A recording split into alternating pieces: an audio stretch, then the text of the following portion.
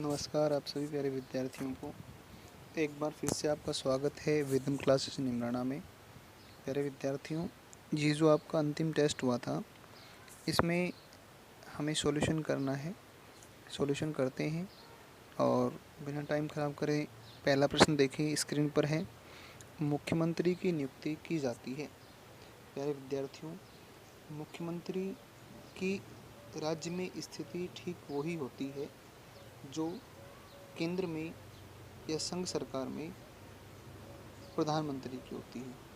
और मुख्यमंत्री की जो नियुक्ति है, ये मुख्यमंत्री की नियुक्ति ये करी जाती है, नियुक्ति आपके राज्यपाल के द्वारा। प्यारे विद्यार्थियों, मैं एक बार यहाँ आपसे अनुच्छेदों के बारे में बात कर लेता हूँ। भारतीय संविधान का अनुच्छेद 154, अनुच्छेद 154, अनुच्छेद 154 या आर्टिकल 154 राज्य कार्य ये कहता है कि राज्य कार्यपालिका की समस्त शक्तियाँ राज्यपाल में निहित होंगी। राज्य कार्यपालिका की समस्त शक्तियाँ किसमें होंगी? राज्यपाल में। राज्यपाल राज्य कार्यपालिका संवैधानिक व नाम मात्र का प्रमुख होगा तथा मुख्यमंत्री वास्तविक प्रधान होगा। कि राज्यपाल जो है वो राज्य की कार्यपालिका जो होती है उसका संवैधानिक व नाम मात्र का प्रमुख है, जबकि जो वास्तविक प्रधान होता है वो कौन होता है? मुख्यमंत्री। तो आप ध्यान रखेंगे कि अनुच्छेद 154 में ये बातें मिलती हैं तथा मुख्यमंत्री व मंत्रियों की नियुक्ति राज्यपाल द्वारा की जाती है, जिसका उल्लेख अनुच्छेद 164 में है। अनुच्छेद 164 में लिखा है कि मुख्यमंत्री व मंत्रियों की नियुक्ति कौन करेगा? राज्यपाल करेगा। तो ये आपका एक प्रश्न है। दूसरा प्रश्न है आपके सामने, और दूसरा प्रश्न है राज्यपाल को पद की शपथ किसके द्वारा दिलवाई जाती है? राज्यपाल को पद की शपथ। तो भाई इसमें आप ध्यान दो, अपने संविधान में एक अनुच्छेद है, अनुच्छेद 159 159। अनुच्छेद 159 में स्पष्टतः लिखा गया है कि राज्यपाल को पद की शपथ उच्च न्यायालय अर्थात हाई कोर्ट के चीफ जस्टिस जिस भी राज्य का राज्यपाल नियुक्त हुआ है उसे पद की शपथ उस राज्य का मुख्य न्यायाधीश या चीफ जस्टिस दिलवाता है। और यदि मुख्य न्यायाधीश उपस्थित नहीं हो तो हाई कोर्ट का जो वरिष्ठतम न्यायाधीश होगा वह क्या दिलवाएगा? 159 अनुच्छेद 159 के तहत राज्यपाल को पद की शपथ दिलवाएगा।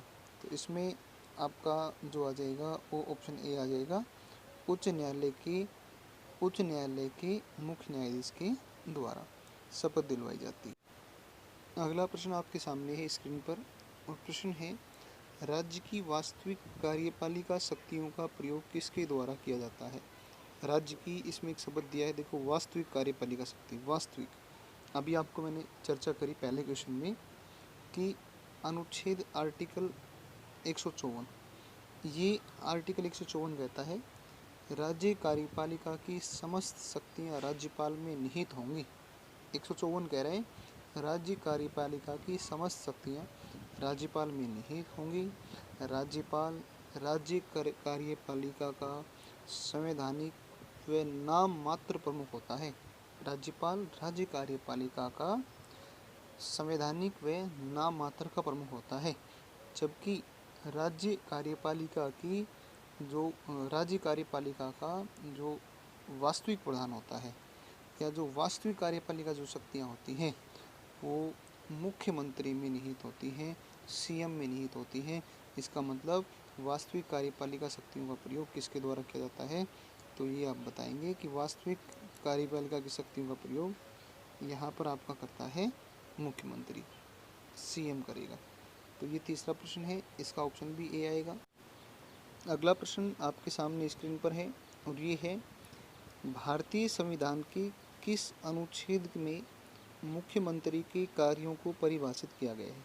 भारतीय संविधान के किस अनुच्छेद में मुख्यमंत्री के कार्यों को परिभाषित किया गया है? इस पर बिल्कुल आप बारीकी से समझें।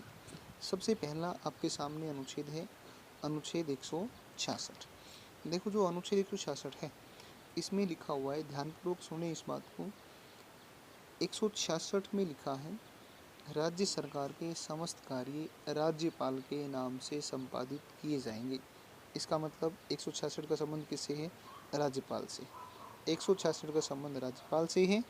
राज्यपाल के बारे में लिखा है, राज्य सरकार के समस्त कार्य राज्यपाल के नाम से किए जाएंगे, संपादित किए जाएंगे। तो एक बात तो ये होगी।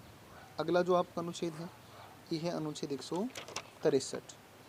अनुच्छेद 163 में लिखा है, राज्यपाल की कार्यपालिका शक्ति में, ध्यान देना इस बात पर, राज्यपाल की कार्यपालिका शक्ति में सहायता के लिए एक मंत्री परिषद होगी जिसका अध्यक्ष मुख्यमंत्री होगा।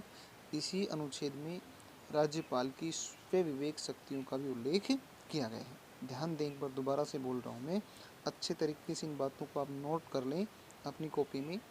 राज्यपाल की कार्यपालिका शक्ति में सहायता के लिए एक मंत्री परिषद होगी जिसका अध्यक्ष मुख्यमंत्री होगा। तो 163 भी नहीं है, इसमें कार्य नहीं है। आगे आते हैं और अगला आता है आपका 164। इसमें आप देखते हैं 167, अनुच्छेद 167। ये देखो भाई, इसको आप समझो, ये इसका उत्तर है। 167 के अंदर मुख्यमंत्री के कार्यों को परिभाषित किया गया है। ध्यान देना एक बार, इसमें जो लाइन लिखी है, मुख्यमंत्री राज्यपाल व मंत्री परिषद के बीच कड़ी का कार्य करता है। ध्यान देना, मुख्यमंत्री राज्यपाल व मंत्री परिषद के बीच कड़ी का कार्य करता है। और इसी अनुच्छेद के अलग अलग भागों में मुख्यमंत्री के कर्तव्य और मुख्यमंत्री के कार्यों का भी उल्लेख किया गया है। जैसे मैं आपको एक बताऊं, अनुच्छेद 167 1 या क, इसमें लिखा है, मुख्यमंत्री प्रशासनिक व विधायी कार्यों की सूचना राज्यपाल को देगा। 167 2 में लिखा गया है, राज्यपाल द्वारा सूचना मांगे जाने पर मुख्यमंत्री प्रशासनिक व विधायी कार्यों की सूचना राज्यपाल को देगा। इस प्रकार से अनुच्छेद 167 के अलग अलग भागों में मुख्यमंत्री के कार्यों और मुख्यमंत्री के जो कर्तव्य हैं उनको क्या किया गया है? परिभाषित। तो इसमें आपका जो विकल्प होगा वो आ जाएगा अनुच्छेद 167। सही उत्तर आ जाएगा अनुच्छेद 167। इसके बाद में आप ये भी देख लो अब साथ साथ, अनुच्छेद 164 क्या कह रहे हैं? अनुच्छेद 164 कह रहा है, अनुच्छेद 164 कह रहा है कि इसके अंदर मंत्रियों के संबंध में उपबंध किए गए हैं। मंत्रियों के संबंध में उपबंध हैं। जैसे मैं आपको बताऊं, 164 1, इसमें लिखा है, मुख्यमंत्री व मंत्रियों की नियुक्ति राज्यपाल द्वारा की जाएगी। इस प्रकार से अलग अलग उपबंध किए गए हैं। तो इसका जो विकल्प है मुख्यमंत्री के कार्य, ये है आपका अनुच्छेद